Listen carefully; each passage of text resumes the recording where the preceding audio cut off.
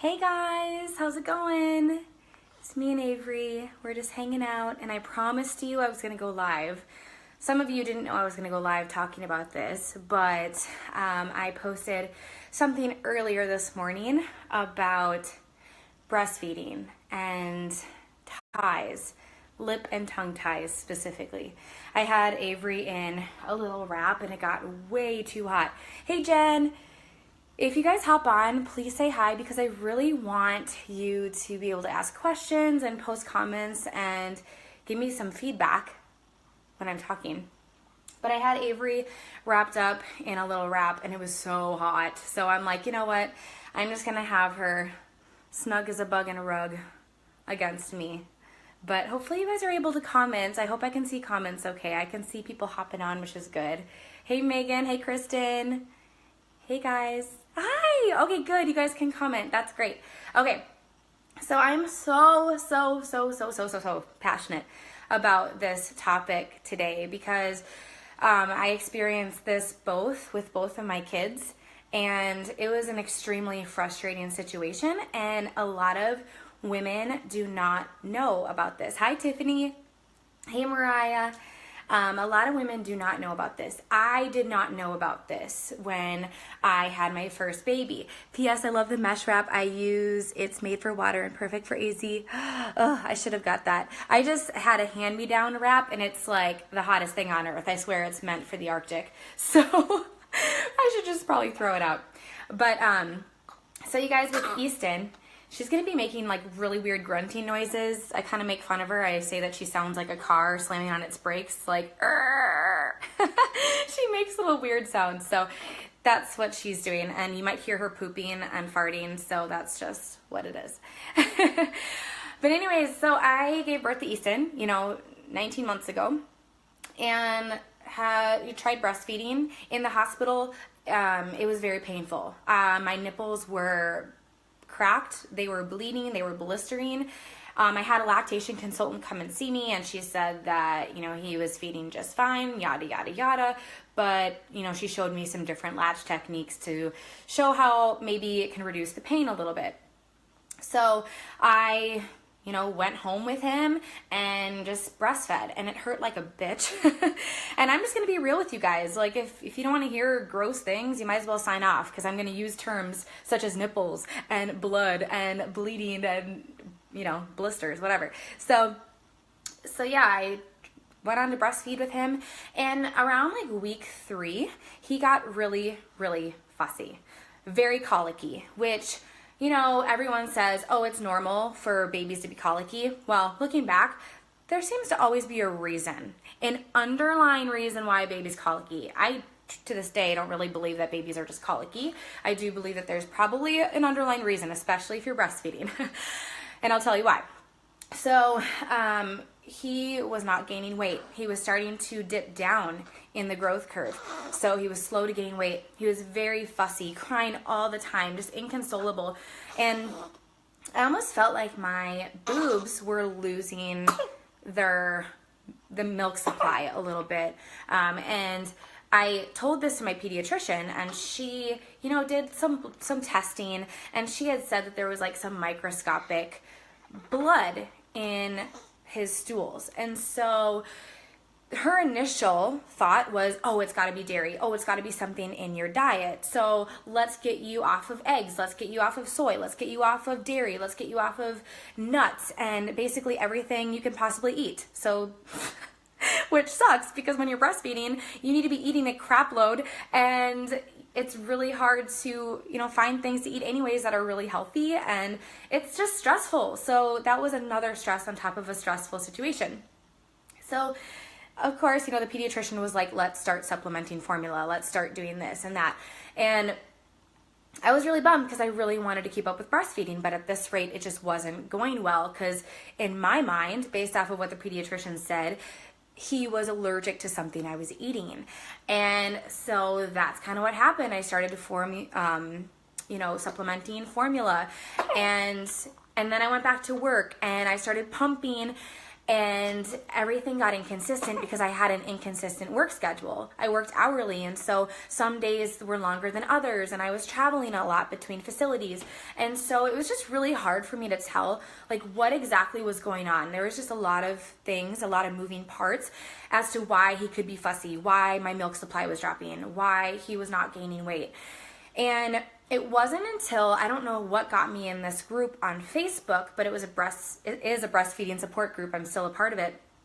And thank God I went in that breastfeeding support group, because I shared with this group what was going on. I said, the pediatrician wants me to basically stop breastfeeding or pull back, to start doing formula and yada yada. And this lactation consultant, who is an IBCLC, so she's internationally board certified lactation consultant, not just a lactation consultant, I guess. I didn't know there was a difference.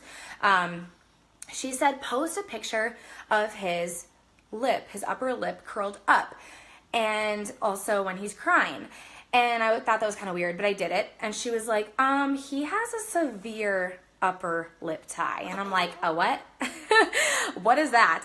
And she didn't notice any sort of tongue tie, but we all have ties. So I'm going to kind of break down a little bit of education for you guys. And this is what I've gathered from my breastfeeding support group. So this is from a certified lactation consultant. I'm not an expert by any means. I'm just telling you what I've experienced, and also what I have researched and heard and gathered advice from this certified lactation consultant. So we all have ties, but some of us have more restricted movement than others with our ties, like depending on how tight they are. Some of us have more severe ties. So like up here, Easton's was very severe. So it was like wrapping underneath his gum, and it was not allowing his lips and mouth to latch onto me properly, onto my boob. And I didn't realize that this was even a thing. And she basically was like, you need to get that revised. Like, you need to get that fixed. Otherwise, you're going to continue to have trouble breastfeeding. And that's probably why you've been having trouble and pain with breastfeeding and your milk supply going down. So she gave me a list of preferred providers, which is key. You don't just want to go to anybody and everybody. She sent me a pediatric dentist to go to have them look at this tie and get it laser revised. Do not do clipping, okay? So I'm going to kind of give you some symptoms that the mom might be experiencing, and then also the baby. And I wrote these things down because, hello, mom life, I can't remember anything. So, so nipple pain. If you experience nipple pain, cracked and bleeding nipples, low milk supply, like I said, thanks Danielle, hi. Overactive letdown or painful oversupply, or recurrent mastitis or plugged ducts. That's indicative of possible tongue and lip ties. So symptoms in the baby: poor latch, strong suction. Like that leads to excessive air that they breathe in and swallow. Clicking sound when they're nursing. I did not realize that Easton made a clicking sound until after I got his lip tie revised. Crazy. You don't know though. When you're a new mom, you just kind of assume that this stuff is normal. You don't know any different. But I noticed it right away. I noticed his latch was more efficient. It wasn't painful. It was almost like kind of ticklish versus a strong suction after I got it revised, which is what it's supposed to feel like. And there was no clicking sound anymore. They're colicky. Gas and reflux or excessive spit up, fussiness at the breast when nursing or arching their back, chewing or biting on the nipple when nursing, coughing when nursing or choking, spilling milk, so like it dribbles out the side because of that poor latch. The tie is preventing them from getting that good latch on your boob. And so you might pick up your baby and notice that it's, the milk's dribbling outside the other side of the mouth onto your boppy pillow or onto your lap, whatever. Green bowel movements, and I believe this means that they're not getting enough of the hind milk. So since they're not able to latch, they're not able to extract the nutrient-dense milk, and they're not able to stay on long enough to get that milk, which takes time to get. All you breastfeeding moms know, they have to be able to drink efficiently and eat to be able to get that good stuff. Which I think is why it leads to green bowel movements if they're not getting that hind milk, that nutrient-dense milk, which changes their poop. Slow weight gain, and then nursing more frequently. Because they're not efficiently eating, they are not extracting a lot of milk from the boob, and so they are eating more often. So see how crazy this is, you guys? This is all caused from ties, tongue and lip ties. So there are different ties as well. There are different tongue ties, which I don't know all the different kinds, but I've heard of like buccal, I think, tongue tie. What was another one? Lateral tongue tie, anterior. The anterior one is the more obvious, the one that you see in there, you know, where it kind of anchors down the tongue, and it might cause like a little dimple in the tongue, it pulls it down. That's a more obvious tongue tie, but that's not the only tongue tie that exists. Easton has a posterior tongue tie, so it's not something you can visibly see, but if you push your fingers into his tongue, you can feel it and see it. So it anchors the tongue down, which restricts the tongue movement. And I'm so fascinated by this because I'm a swallowing therapist, a speech therapist. You know, they're not able to get good tongue lift when they are drinking and eating from the boob. So that can affect supply as well, just like a lip tie would or an anterior tongue tie would. So there's that. So we got Easton's lip tie revised, laser revised. There are many, many reasons why they don't recommend doing clipping, but basically it's more painful. The chances of reattachment are greater, and it heals a lot quicker when you do laser revision. So laser revision all the way, and there's only a certain amount of providers that will do that. Pediatricians and doctors are not trained. They're not trained in identifying ties or doing, you know, the revision themselves. So you guys, I had the lactation consultants in the hospital miss his ties. I had the pediatrician miss his ties. And what bothers me the most is that these specialists who aren't trained in identifying ties said, no, he does not have a tie. Are you kidding me? You just potentially screwed up my whole breastfeeding journey because you don't have, I don't know, your ego got in the way and you said, yeah, he doesn't have a tie. You could have just said, I don't know, and here, let me refer you to someone who can identify this. I mean, wouldn't that be the logical thing to do? But unfortunately, doctors and pediatricians, they will claim that they do or don't have a tie. And most of the time, they go for, no, they don't have a tie. And they will blame the baby being fussy on, you know, it's your diet. It's because you're eating dairy and blah, blah, blah. It's like, no, check for ties. Go to someone, an IBCLC, internationally board certified lactation consultants, not just lactation consultants, to identify these ties. And so you guys, if you're a mom watching and you are breastfeeding or wanting to breastfeed, struggling with breastfeeding, message me, because I have the link to send you to get you in this breastfeeding support group so that you can share what you're struggling with, just like I did, and they will ask you to post a picture of your baby and show you how to do that so that you can be told whether or not you have a tie with your baby, okay? And I'm not going to post the link in the comment thread because it's a more intimate group and I don't want everyone across the nation to be able to have access to this group. They do want it to be smaller and it's harder for them to weed out random people. So I want to keep that a safe place for us moms. So if you are a breastfeeding mom struggling, having pain, any of those symptoms that I just mentioned for you or your baby, shoot me a message and I'll get you added to the group. I'll send you the link. I can't add people to the group because it doesn't let me. I have to send you a link so that you can get yourself added. So that has been my journey. Also another thing is following the revision. So after the laser revision for Easton and Avery had a tongue and lip tie. She had a really bad tongue tie. It was extremely obvious. Right when she came out of me, when I delivered her, I was like, oh, hello, that's a tongue tie. And she had a lip tie too, and got that revised a week after she came out of me because I'm like, nope, I've been through this. I know exactly what's going to happen. And who knows, maybe it wouldn't have. babies do tend to compensate well in the beginning, but as they get bigger, their need for more milk and demand increases. And when they're not able to extract the milk from you, that's when shit starts to hit the fan. So sometimes, lactation consultants might be like, well, they're feeding well at the boob in the hospital, but then 1, 2, 3 weeks later, they're not doing so hot, because their compensation skills that they were doing well at in the beginning are going down the crapper, right? So I am like super passionate about this, you guys. Like, I've been through hell and back with doctors and pediatricians and lactation consultants and this group and everything. So, but another thing that I think is really, really sad, and please make note of this, laser revision, after you get it done, you have to do exercises to prevent reattachment. I can't tell you how many times I've talked to a mom that said, oh yeah, my baby had ties and we got it revised and all was well. And I'm like, oh, how'd the exercises go? And they're like, what exercises?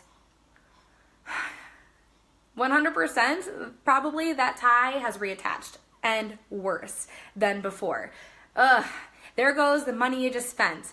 And crap's about to get worse. So make sure that the person you go to get this revision done has you doing exercises to prevent reattachment, because it will reattach worse than it did before, chances are. So I can't really show you the exercises, and I'm not going to, because I'm not trained in that. You'll have to have a professional show you that. But what else was I going to share?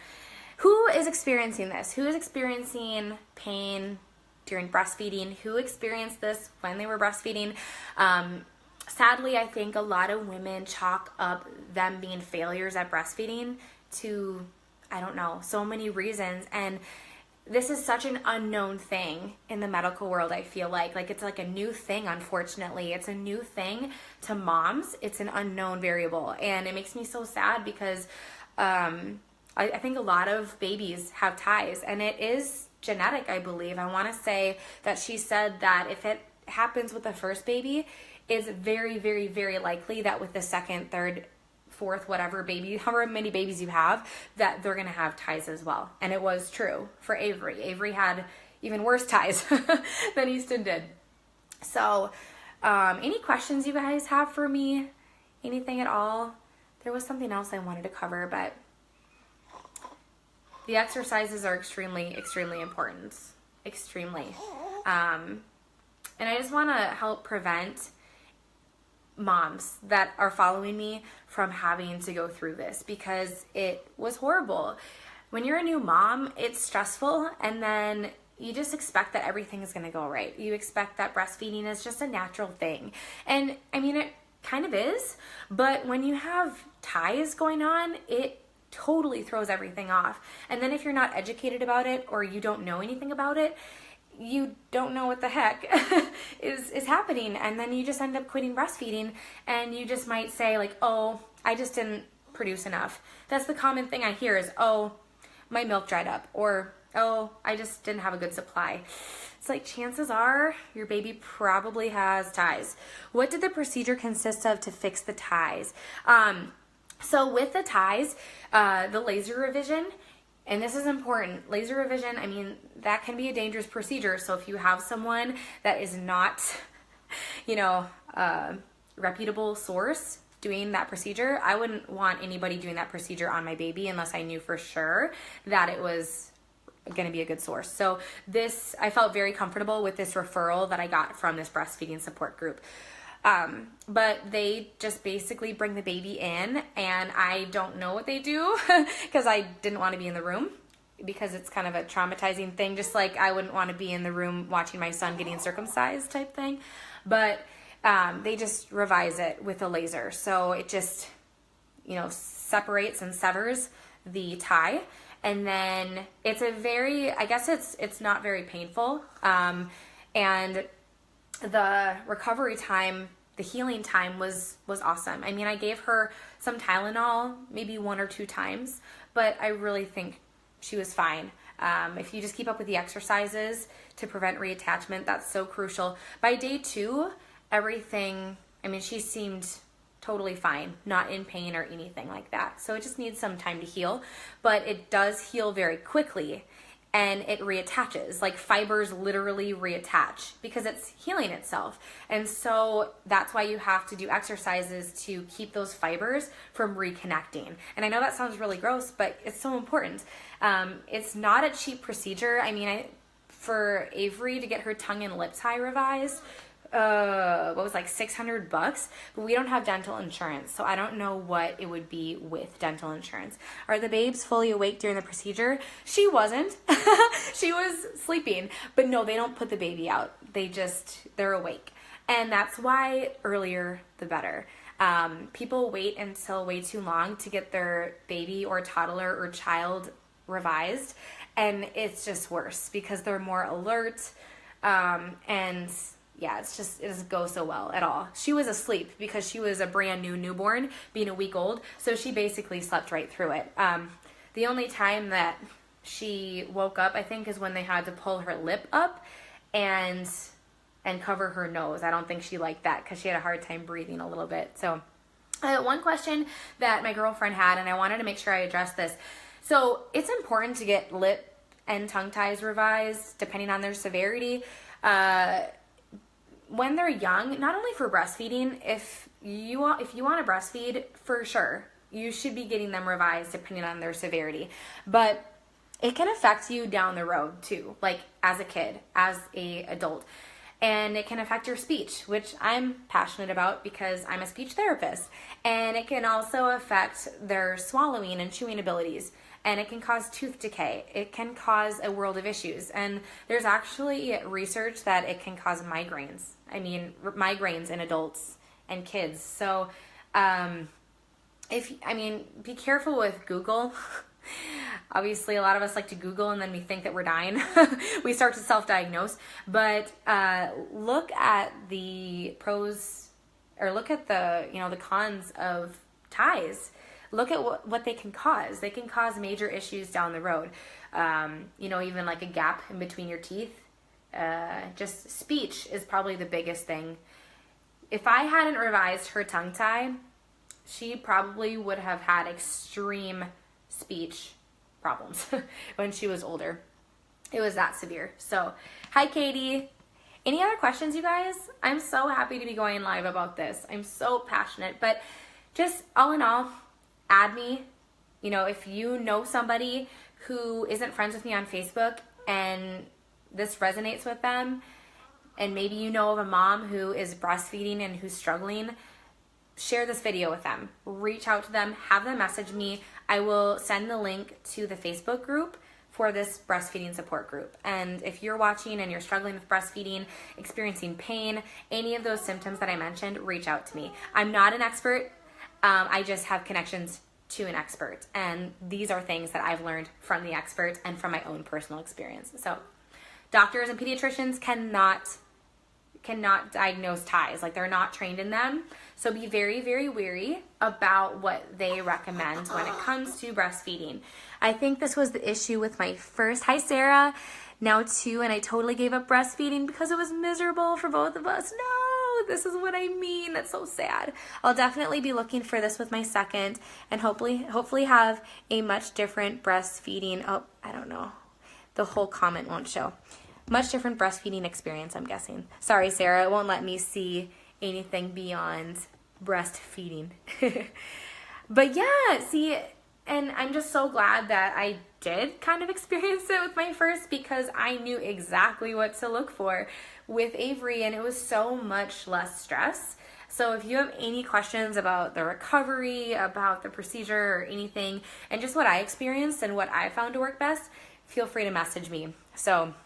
And I can get you hooked up with some preferred providers depending on where you live. So my pediatric dentist, who did both procedures on Avery and Easton, gave me a website to send to my girlfriends to find a preferred provider who, specializes in tongue and lip tie revision. So any other questions, you guys?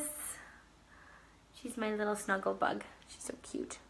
She needs a bath really bad. She's been spitting up a lot. I don't know if she has like a little bug or whatever, but she's in spitting up mode. And I still have to do some massages on her ties too.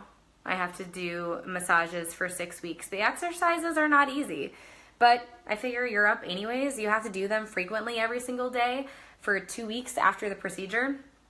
Every 4 hours, you have to do these exercises. But you're up feeding the baby every 4 hours usually anyways, every 2. And then, 2 weeks after the procedure, I went back in for a follow-up visit, and she said, all right, for the next 6 weeks, you have to do massages now too, to just keep everything loosened up and relaxed. Did you find instant relief after the procedure? Yeah, Sarah, I did. I noticed definite change with Easton especially, because he was clicking when he was nursing, and he had a very, very tight, strong suction, and it pinched me when I was nursing. And after that procedure, it was just the suction wasn't there, and it just felt so, I don't know what the term is. It was just very comfortable. It almost made me question, like, is he sucking? Because it was just so soft. It wasn't strong like before. It was just very gentle. It was like a gentle sucking. And with her, yeah, I noticed right away. I just knew what it was going to feel like after. Right away when she was pinching. I remembered the feeling with Easton, and I thought, well, maybe I'm just kind of rusty at breastfeeding. But I had the lactation consultant come in and show me, how to get them latched on properly. And even after she was latched on properly, I was still having pain. So I thought, yeah, need to get this tie revised. And I had a feeling that she had an upper lip tie as well. I didn't look myself. But since she had the tongue tie, I kind of knew that she had the upper lip tie. I have heard that they often coincide with each other. So if there's one, there's usually the other. So I don't know. It's pretty crazy stuff. But anybody hear of ties before? Is this totally new information for you guys? Are you blown away? I know I was. And I was also very upset because it was a stressful situation. And I more so wish that people didn't say one way or the other. I wish my pediatrician didn't say, no, he doesn't have a tie, when really he did. He had a severe tie, not just like a mild or moderate upper lip tie. He had a severe upper lip tie, according to this lactation consultant in my support group. So a little bit frustrating. So just be very cautious. And make sure you know who you're talking to. And I'm here for you. Not an expert, like I said. But I'll get you hooked up to the group. So message me and share this with anybody who is breastfeeding and is complaining about anything having to do with breastfeeding. Because like you just heard, there's a lot of symptoms that can indicate ties. All right, guys, I'm going to get going. I got to feed her and going to just hang out today and relax and do some of my coaching business, and gonna go and grab some dinner with friends later. Kind of a chill day. What are you guys up to today? I hope you're having a good week. Mine did too. My pediatrician said Tatum didn't have it either, and his was severe also. Lactation consultants are much better when it comes to that. I'm sorry, Sarah, that sucks. I know, it's very frustrating. And also, Sarah, I don't know if you heard like when you logged on here, but not only a lactation consultant, but international board certified lactation consultants, I guess, have more training with ties. So, and not only that, but make sure the lactation consultant you're talking to, whether they are just an LC or an IBC LC, that they have specialized training in ties. But you don't have to worry about that, because the group that I'm going to get you a part of is someone who is an IBCLC and trained especially in ties. So that's why I say reach out to me, because I have the hookups for you. All right, guys, I'm going to get going. Post any questions you have in the comment thread, and I'll get back to them later today, okay? Bye. See ya.